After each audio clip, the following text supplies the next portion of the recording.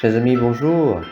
Quel bonheur de vous retrouver en ce matin de la 23e semaine du temps ordinaire. Nous poursuivons notre lecture de Saint Luc au chapitre 6, les versets 6 à 11. Un jour de sabbat, Jésus était entré dans la synagogue et enseignait. Il y avait là un homme dont la main droite était desséchée. Les scribes et les pharisiens observaient Jésus pour voir s'il ferait une guérison le jour du sabbat.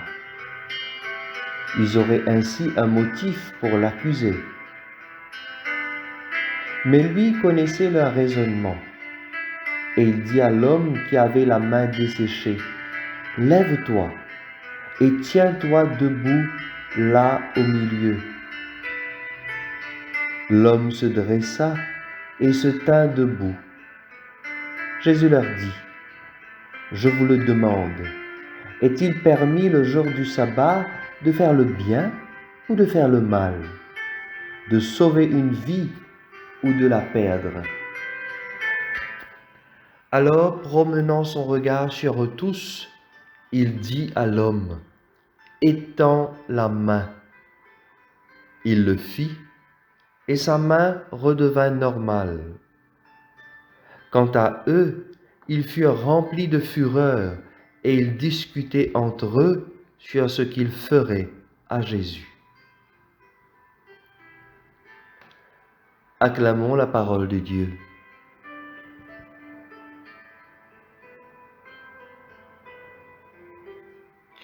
Frères et sœurs, si vous vous rappelez bien, la semaine dernière, les gens interpellaient Jésus sur le fait que ses disciples ne respectent pas le jeûne et qu'ils mangent et boivent avec les pécheurs. Et aujourd'hui, c'est d'une manière un peu directe qu'ils attaquent Jésus. La polémique porte sur le sabbat. Nous savons bien que l'Écriture nous dit que Dieu se reposa au 7e jour de la création. Ainsi, le sabbat renvoie explicitement à ce repos. Ce n'est pas simplement ne rien faire, sinon prier, mais c'est un jour qui annonce l'entrée du peuple à la fin des temps dans le repos et la paix de Dieu. Rien que cela suffit à nous dire toute l'importance que Jésus lui-même accordait au sabbat. Mais alors, pourquoi cette polémique? Le passage de l'Évangile d'aujourd'hui nous fait bien comprendre que le sabbat est relatif au bien et à la vie de l'être humain. Nous sommes dans un cadre très religieux, la synagogue, où Jésus enseigne. Nous voyons bien que les gens autour ne sont pas tous venus pour accueillir un message de Dieu, mais plutôt pour observer, épier, voire même nuire à Jésus. Et comme à son habitude, Jésus devine leur raisonnement et il place le malade au centre. Ce malade, qui d'ailleurs n'a pourtant rien demandé, il est venu à la synagogue, il n'attendait rien de Jésus.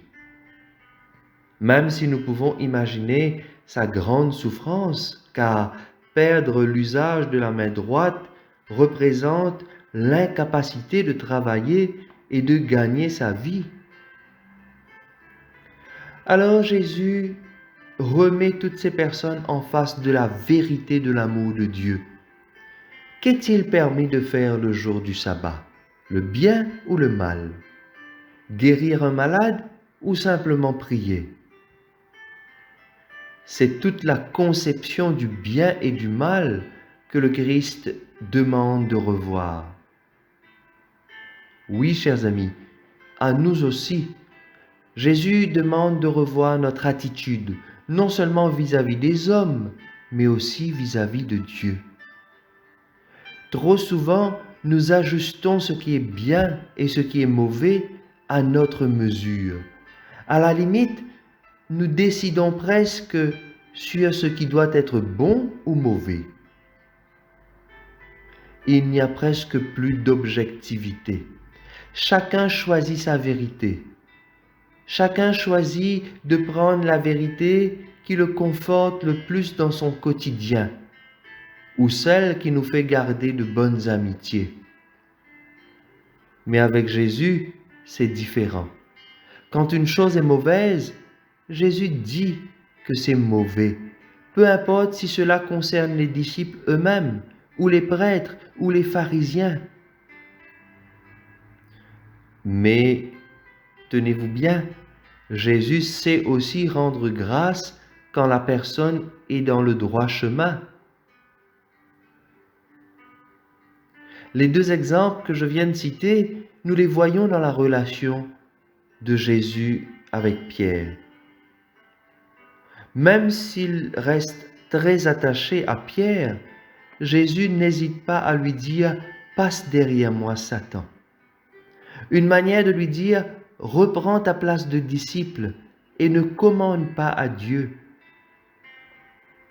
Frères et sœurs, nous savons bien qu'il n'est pas simple de toujours dire la vérité directement.